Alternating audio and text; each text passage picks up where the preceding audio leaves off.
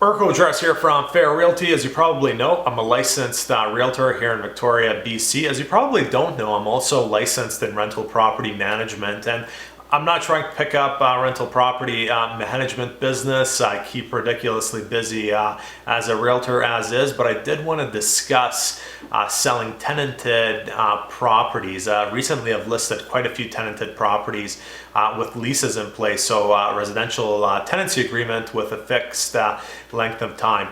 And it's really important to differentiate between two options when it comes to a tenancy agreement that has a fixed length of time.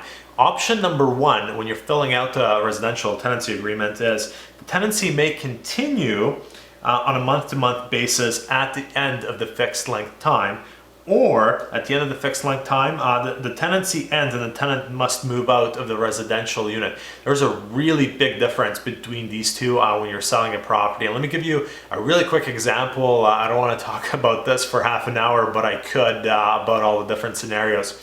If you have a fixed length of time tenancy agreement that's coming due end of April and you get an offer in March, if you have option two agreed upon and signed with the tenant that the tenancy ends and the tenant must move out, you don't have to provide the tenant any notice. You don't have to provide the tenant any compensation.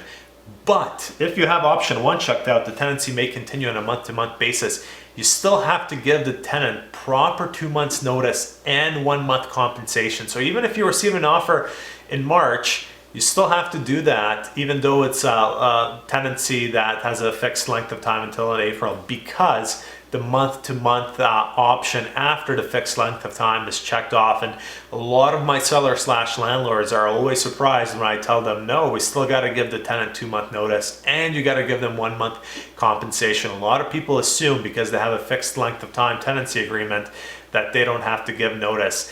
You actually do, and most people actually check off that the tenancy reverts month to month. So something really to keep in mind if you have a tenanted property you're interested in putting on the market. And a million other scenarios have come across in the last 4 years.